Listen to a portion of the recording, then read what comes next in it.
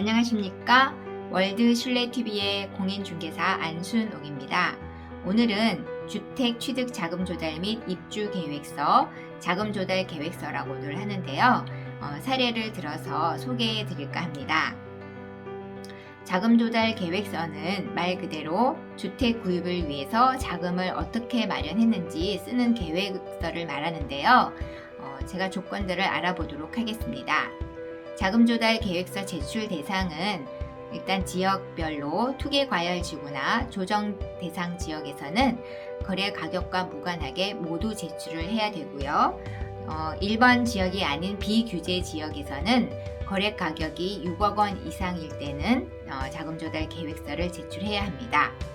또한 법인일 경우에는 거래 금액에 상관없이 또 지역에 상관없이 모두 자금조달계획서를 제출해야 되는데요.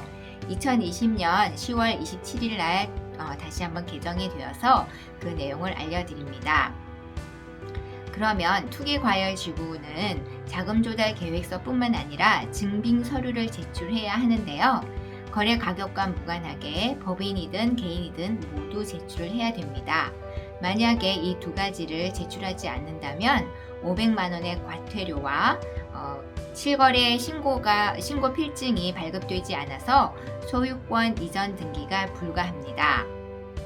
그러면 자금조달계획서에 같이 제출하는 증빙서류에 대해서 알아볼 텐데요. 자기자금 부분에는 5가지에 쓰는 난이 있습니다.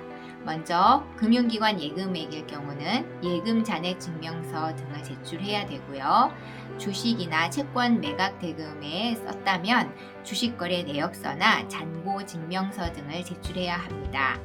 부동산 처분 대금으로는 부동산 매매 계약서라든가 부동산 임대차 계약서를 제출하면 되고요. 현금 등 기타 난에 적었다면 소득금액 증명원이나 근로소득 원천 징수 영수증 등 소득 증빙 서류를 제출해야 합니다. 증여나 상속을 받아서 거기 적었다면 증여 상속세 신고서와 납세 증명서 등을 제출해야 되는데요. 이렇게 5가지 중에서 본인에게 해당하는 부분을 쓰고 제출하면 되겠습니다. 다음으로는 증빙서류 중에서 차입금 난에 쓰는 부분이 3가지가 있는데요. 먼저 금융기관 대출액 합계액을 쓰는 난에는 부채 증명서라든가 금융기관 대출 신청서 등을 제출하면 되겠고요. 임대보증금 등에 썼다면 부동산 임대차 계약서를 회사 지원금이나 그 밖의 차입금에 쓴 내용이 있다면 금전 차용을 증빙할 수 있는 서류 등을 제출하는데요. 여기서도 3가지 중에서 본인에게 해당하는 부분에 계획서를 쓰고 증빙 서류를 제출하면 됩니다.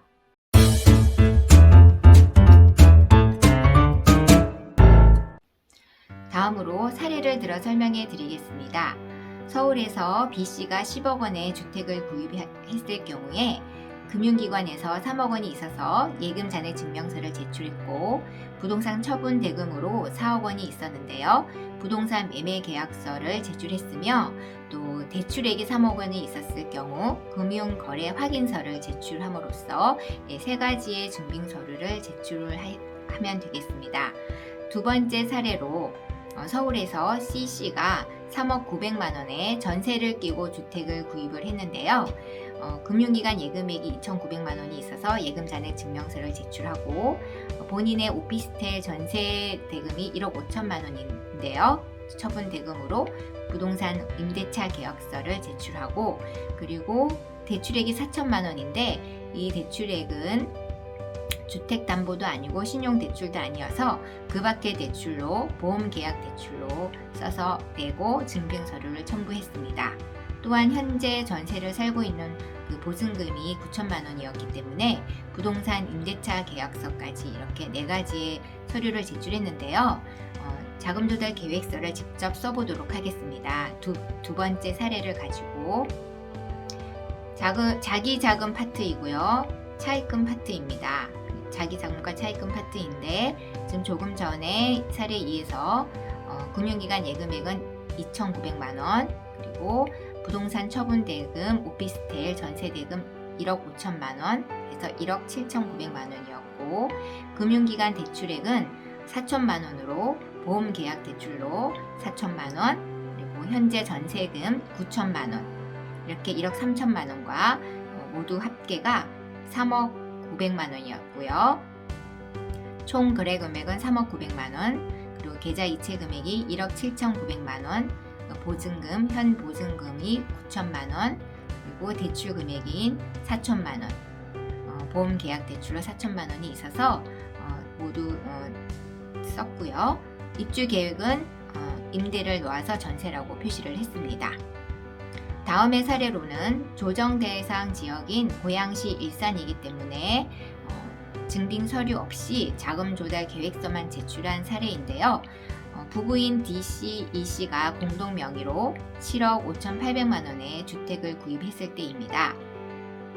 일단 부인인 D씨는 금융기관 예금액이 3천만 원, 증여와 상속 아버님으로부터 5천만 원, 보유 현금 1,500만 원, 부동산 처분 대금 2억 5천만 원, 그 밖에 차입금 자매로부터 3,400만 원을 차입해서 총 3억 7,900만 원을 마련했고요. 계획서를 썼고, 남편인 E씨는 금융기관 예금액은 2,800만 원, 보유 현금 1,500만 원, 부동산 처분 대금이 2억 5천만 원, 그 밖에 차입금으로 형제분들에게 8,600만 원을 차입을 했습니다. 그래서 3억 7,900만 원을 해서 공동 명의로 7억 5,800만 원의 자금 조달 계획서를 제출한 사례입니다. 다음으로는 부동산 거래 신고법 6조에 의해서 과세관청에 신고 조사 내용이 통보되는 과정인데요.